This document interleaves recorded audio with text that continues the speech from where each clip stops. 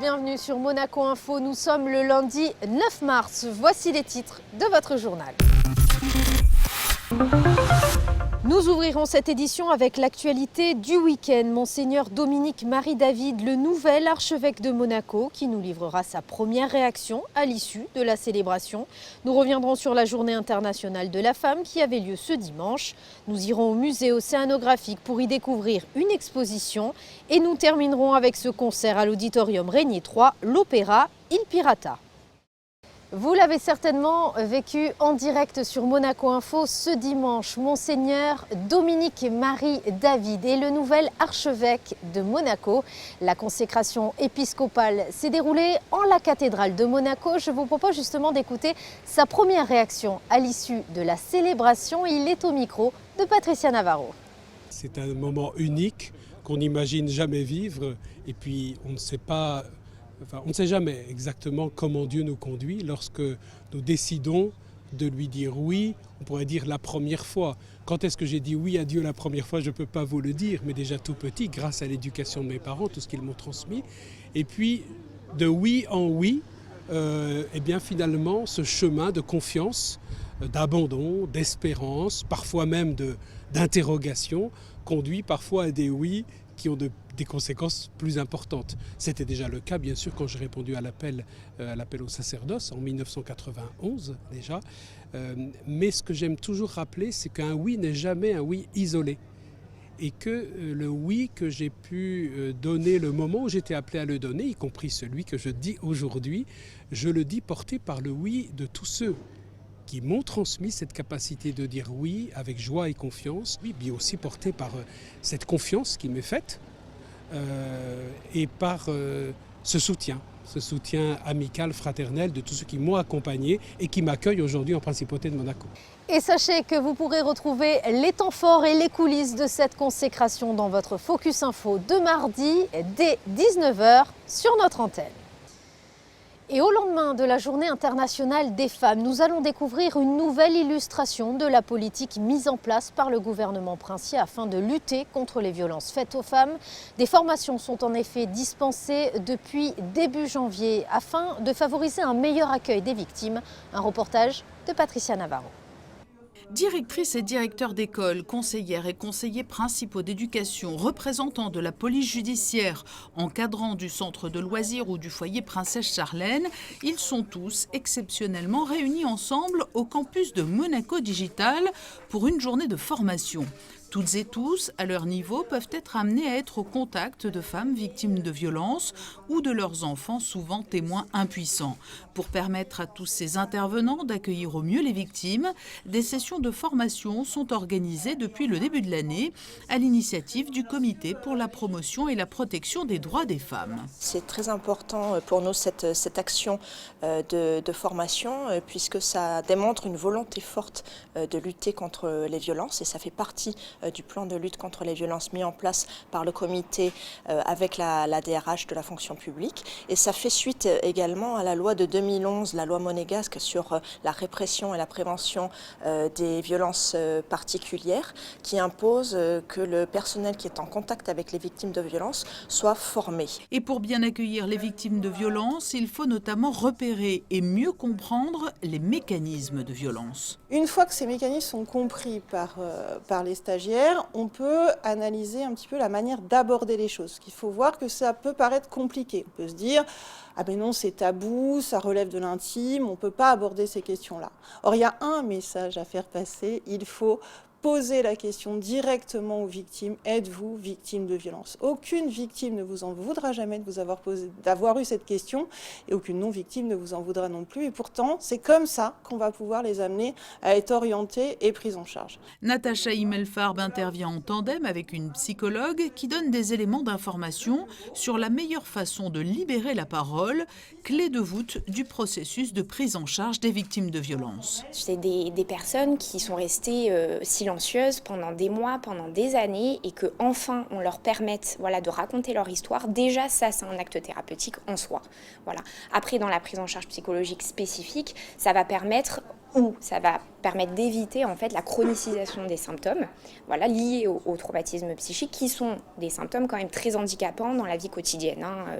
Hypervigilance, reviviscence, conduite d'évitement, etc. Donc on va travailler spécifiquement là-dessus pour permettre à ces personnes de réintégrer en fait le social.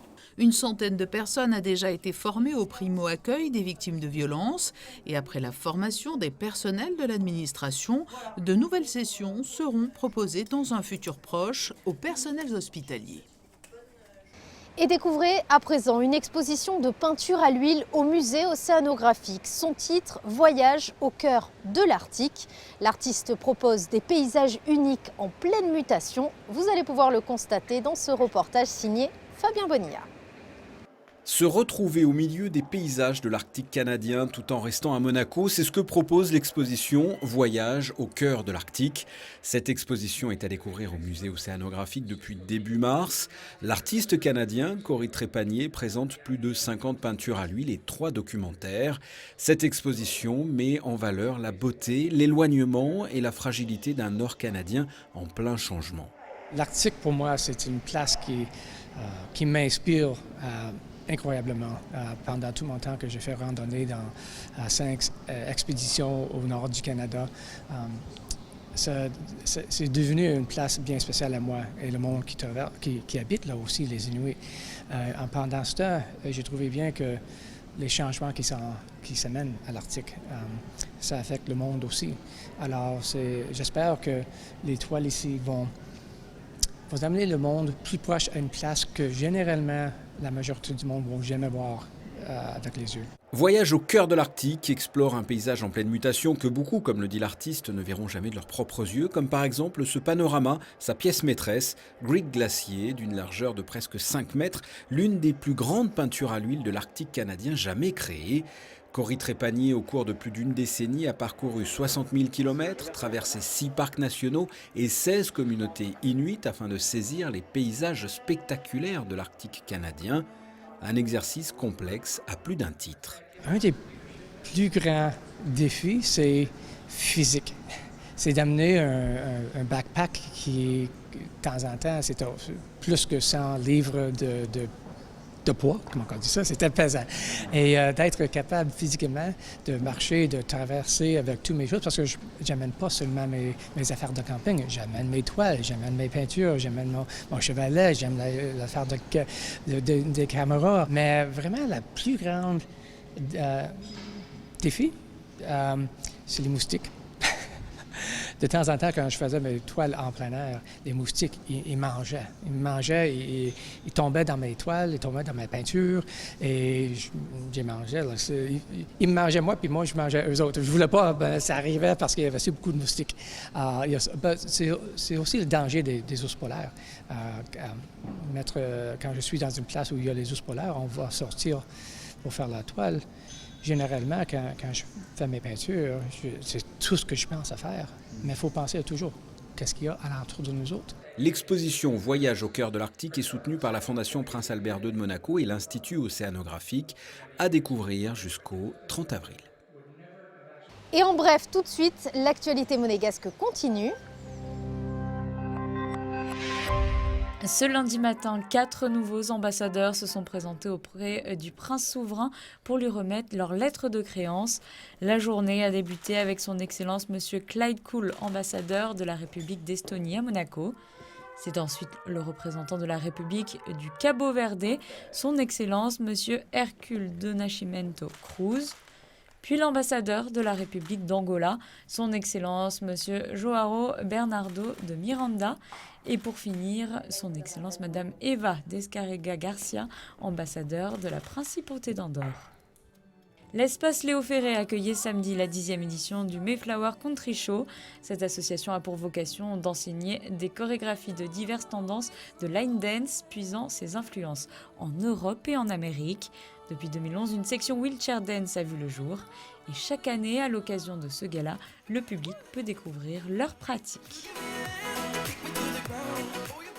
Et avant de refermer ce journal, parlons musique avec cet opéra intitulé Il Pirata de Bellini. Pour la première fois en principauté, cette version concert était donnée à l'auditorium Régnier 3 ce week-end. José Sacré vous en dit plus.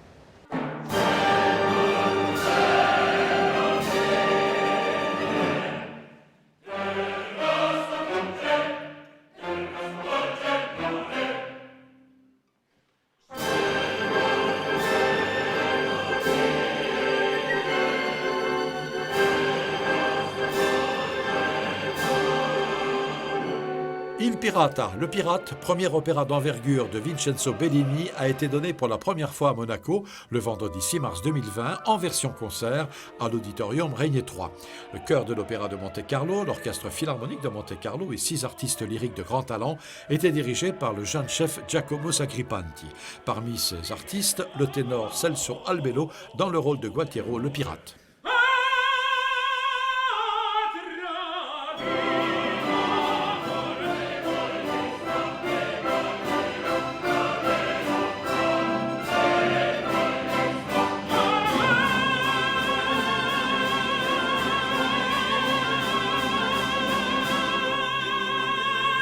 Le rôle principal féminin, celui d'Imogène, était interprété par la soprano Anna Pirozzi.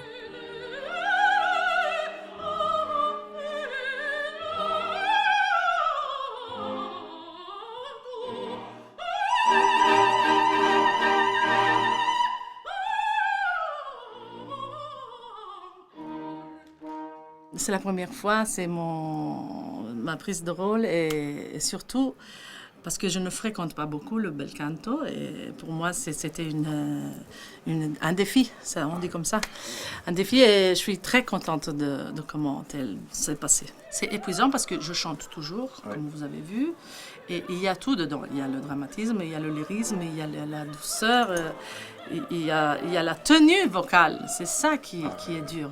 Parce que pour le reste, c'est très bien écrit pour la voix. Mais c'est la tenue, parce que je chante vraiment. Vous avez hésité à chanter le pirate. Oui. Maintenant, là, après ce succès, maintenant, qui je était vais le chanter triomphe, tout le temps. C'est une musique très, très belle, très romantique, comme j'aime bien. Mais aussi, je me trouve mieux à chanter la dernière air. C'est plus dans mes cordes que la première. En plus, la première, c'est la sortie, tu es ému. Alors, c'est très, très dur.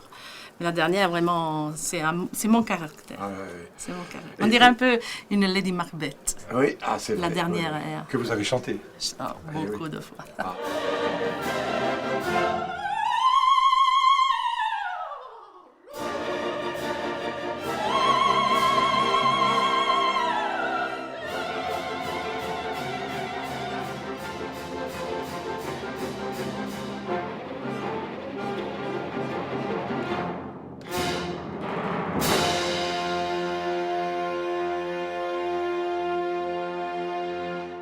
Vous venez de découvrir l'essentiel de votre actualité monégasque. Place à la météo. Retour d'un temps plus clément à partir de mardi. Jeudi, des nuages sont attendus sur l'ensemble de la journée. Vendredi et samedi, le soleil se fera timide et plus franc sur la journée de dimanche. Les températures oscilleront de 6 degrés au plus frais et jusqu'à 16 degrés vendredi après-midi. C'est la fin de cette édition. Merci de l'avoir suivi. À présent, la suite de vos programmes. Très belle soirée à tous sur Monaco Info.